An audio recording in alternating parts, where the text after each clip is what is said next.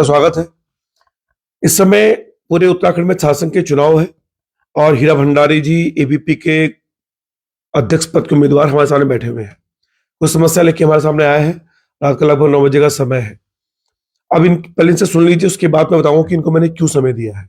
और मैं फिर आपसे अपील करना चाहता हूं कि मेरे लिए चाहे वो एनएसयूआई और एबीपी, वो दोनों ही मिले बराबर के उम्मीदवार हैं और दोनों में से दोनों ही उम्मीदवार मुझे बड़े पसंद है।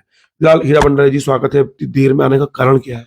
मैं आज इतनी लेट में आपके पास इसलिए पहुंचा हूं क्योंकि हमारे रामनगर शासन चुनाव हमारे सम्मुख हैं और कुछ मीडिया के पोर्टल जो विरोधियों की हवा चला रहे हैं और वो ये दर्शाना चाहते हैं कि अखिल भारतीय विद्यार्थी में हीरा सिंह भंडारी कमजोर हैं और दूसरे का पलटा भारी बताते हैं। और एक पोर्टल तो ऐसा है जो देहरादून पे बैठकर इस तरीके की हवा बना रहे हैं कि अखिल भारतीय विद्यार्थी भाई बहुत कमजोर है और एनएसयूआई का पलटा भारी है। अच्छा, ये जो अचानक से आपके पास ख्याल है, ये आपको कब पता चला कि जो बाकी जो पोर्टल हैं वो एनएसयूआई का हवा बना रहे हैं और हीरा भंडारी को पीछे रख रहे हैं? क्योंकि भैया मैं आपके न्यूज़ चैनल में फेसबुक में आपका देखते रहता हूँ, जो आप ईमानदारी से पत्रकारिता करते हैं, तो मुझे खुद से लगा कि मुझे आपके पास जाना चाहिए क्योंकि आपके पास जाके आप जो बात रखते हैं, हर किसी की अपनी बात आगे रखते हैं, तो आप मेरी बात भी आगे रखेंगे क्योंकि और न्यूज़ चैनल, जो और न्यूज़ पोर्टल है, वो मेरी बात कहीं से कहीं तक नहीं रख रहे हैं। नहीं, लेकिन आपको ऐसा क्यों लगा कि बाकी लोग आपकी आवाज को नहीं रख पा रहे हैं, या क्या कारण है उसके पीछे? वो किसी के दबाव में हो, किसी किसी कारणवश हो, ये मैं नहीं कह सकता क्यों नहीं रखना चाहते हैं, पर उनने मेरी बात कहीं से कहीं तक नहीं रखी। वो शायद ईमानदारी की तरह वो नहीं कर रहे हैं, न्यूज़ नहीं चला रहे हैं। नहीं, मुझे एक चीज जानना ना, जैसे अभी आपने कहा, जैसे आप आए, आपने कहा कि रे भाई, जो पोर्टल हैं वो देहरादून में बैठे हुए हैं और मैं चाह रहा हूँ कि आपकी आवाज है। देखिए, मैं दरअसल मैं बैठा हुआ था तो मेरे पास फोन आया इनका कि रवि भाई, मेरे कुछ पोर्टल जो हैं और कुछ चैनल जो है वो एनएसयूआई को ही खुला सपोर्ट कर रहे हैं और ये वो कह रहे हैं कि एबीपी वाले को एक माहौल बनाने की कोशिश हो रही है उनके बीच में, छात्रों के बीच में, कि इस बार एनएसयूआई ही जीत रही है, एबीपी नहीं जीत रही है। फिलहाल ये तो मुझे नहीं मालूम क्योंकि मैं तो उतना देख नहीं पाता हूँ। तो हीरा भंडारी ने मुझसे मदद मांगी। मैंने कहा ठीक है, कोई बात नहीं, मेरे पास कोई आएगा तो मैं चला दूंगा। तो इन्होंने मुझे चीजें भेजी हैं और मैं, देखिए, पत्रकारों से भी ये बात कहना चाहता हूँ कि आप किसी के घनिष्ठ हो सकते हैं। चुनाव के समय मैं आपको बता दूं कि मैं अपनी बात बता रहा हूं, मैं जब चुनाव के समय था, आदरणीय दिवान सिंह बिष्ट जी हमारे हैं और में जिया जी भी होते हैं, बीजेपी का मुझे माना भी जाता है। उस समय मैंने ओपन सपोर्ट किया था। ओपन सपोर्ट का मतलब है जो मार्केट में चर्चा थी, मैंने वही चलाने की उसमें कोशिश की, कहीं भी भेदभाव नहीं रखा। मैंने कहा कि देखो, संजय नेगी निर्दलीय उम्मीदवार हैं या कांग्रेस के उम्मीदवार हैं महेंद्र प्रताप सिंह जी, उनको भी मैंने पूरा ईमानदारी से दिखाया है। तो पत्रकारों को ये होना चाहिए कि अपनी घनिष्ठता अपने प्राइवेट पेज में, अपना जो, अगर आप पत्रकार हैं तो आपको अपने पेज पे नहीं चलाना चाहिए। अपने पर्सनल जो आपकी प्रोफाइल, जैसे मेरी रवि नाम से पोस्ट है, तो वहां तो मैं किसी का समर्थन कर सकता हूं, लेकिन अगर कोई पेज मैंने बनाया हुआ है तो उस पेज की पत्रकारिता के रूप में मुझे न्याय करना पड़ेगा। तो कहीं ना कहीं हीरा भंडारी को आहत दिखे कि पोर्टल ने आपको जो है पीछे करने की कोशिश की है। तो ऐसा क्या कारण है? मतलब वो जो पत्रकार है जो आपके साथ ऐसा कर रहे हैं, उनके पीछे हीरा भंडारी मकसद है या एबीपी से उनको कोई चिढ़ है?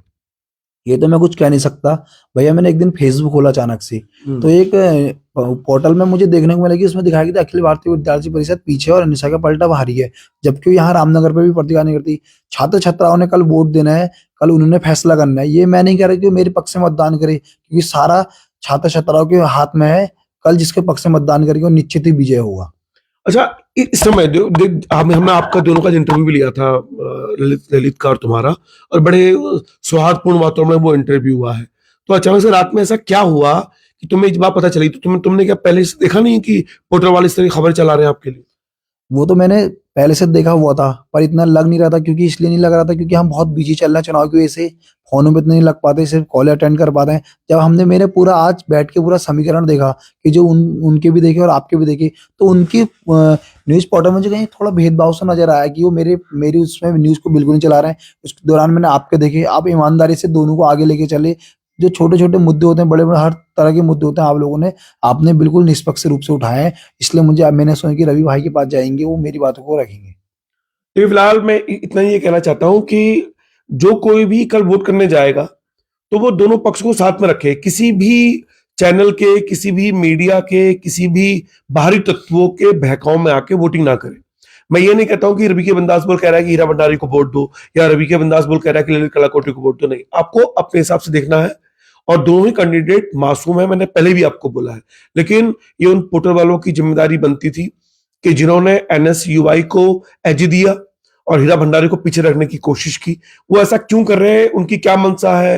वो अगर वो विज्ञापन चला रहे हैं तो उनको ये लिखना चाहिए, क्योंकि ये हर किसी का अधिकार है कि वो विज्ञापन ले, लेकिन उसमें एक शर्त होती है पत्रकारिता नियमों में कि जब कोई आप किसी के प्रचार के लिए कोई वीडियो चला रहे हैं तो उसमें लिखें कि ये इनके सौजन्य से है, उसमें बकायदा विज्ञापन लिखा जाता है, अन्यथा ये चुनाव आचार संहिता का उल्लंघन माना जाता है।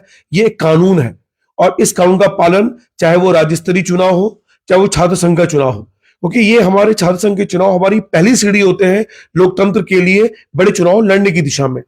अगर अभी से ये पोर्टल वाले या ये जो पत्रकार है कथित तौर पे अगर ये अभी से अन्याय करेंगे तो ये अन्याय के साथ साथ उस भ्रष्टाचार को भी बढ़ावा देंगे जो कहीं ना कहीं हीरा भंडारी जैसे ईमानदार। अच्छा, वैसे परिवार से कैसे हैं आप? मतलब आप भी तो अपने विज्ञापन चला सकते थे, आप पे पैसा नहीं है क्या? एक मैं सामान्य परिवार से ताल्लुक रखता हूँ। मेरे पिताजी आमदन ऋतु में संविदा में कार्यरत हैं। हाँ। माता गृहिणी है और मैं भी अपनी तरह छोटी मोटी जॉब और साथ साथ पढ़ाई भी करता था। मैं कई सालों से विद्यार्थी परिषद से जुड़ा हुआ था। इस बार विद्यार्थी परिषद ने मुझे अध्यक्ष पद का प्रत्याशी बनाया, मुझे मौका दिया। छात्र छात्रों के सम्मान और छात्र छात्रों की एक लड़ाई लड़ने के लिए मैं खड़ा हुआ हूँ। अच्छा अच्छा, तो लड़का तो वो भी सामान्य परिवार से ही है? हाँ, वो सामान्य परिवार से हैं, पर उनके ये मैं नहीं कह सकता कि वो भी सामान्य परिवार से हैं, पर यह है मतलब कि वैसे ये है कि आपको ये दुख है कि जो पत्रकारों ने ये दोयम दर्जा अपनाया उससे आपको आहत फील हुआ, ये आप कहना चाह रहे हैं? मुझे बहुत की पत्रकारिता जो होनी चाहिए निष्पक्ष होनी चाहिए, वो किसी एक के फेवर में नहीं होनी चाहिए, वो लगातार सबको साथ लेके चलने वाली पत्रकारिता होनी चाहिए। होनी चाहिए। देखिए, फिलहाल रवि के बिंदास में लाइव आप देख रहे थे हीरा भंडारी को, तो उम्मीद करता हूं कि जितने भी छात्र छात्रा इस वीडियो के माध्यम से जाए तो किसी भी पोर्टल के, और देखिए अगर ये कोई ये कहता है कि एनएसयूआई का पल्ला भारी है, कोई पोर्टल ये बात कहता है, तो उसको अपने तथ्य प्रस्तुत करने चाहिए कि किस आधार पे है, क्या उस पर कोई वोट सैंपल है। इससे मैं ये नहीं कह सकता हूं कि एबीपी का पल्ला भारी है, क्योंकि मेरे पास कोई वोट सैंपल नहीं है और ना ही मैंने किसी के पास कोई चुनावी सर्वे के लिए मैं गया हूं। तो मेरे लिए तो दोनों कैंडिडेट समान है और दोनों छोटे भाई जैसे हैं। लेकिन अगर आप ये बात दावे के साथ कह रहे हैं कि एनएसयूआई का पल्ला बहुत भारी है, तो इसके लिए आपको दावे रखने चाहिए, सबूत पेश करने चाहिए। यूं ही अगर आप कह रहे हैं तो उसका मतलब है कि कहीं ना कहीं ये दाल एक अलग प्रकार की है और जिससे भेदभाव पैदा होता है, और लोकतंत्र में भेदभाव एक अन्याय को प्रदर्शित करता है और उस समय सहानुभूति हीरा भंडारी की तरफ जाएगी, ऐसा प्रतीत होगा। इसलिए उन पत्रकारों को सोचना चाहिए। दूसरी बात मैं इतना कहना चाहता हूं कि अगर कोई विज्ञापन अपने पेज में चला रहा है तो उसे विज्ञापन लिखना पड़ेगा। उस पर अगर हीरा भंडारी चाहे तो अगर वो एफआईआर दर्ज करना चाहे तो एफआईआर हो सकती है उसमें, क्योंकि वो विज्ञापन है।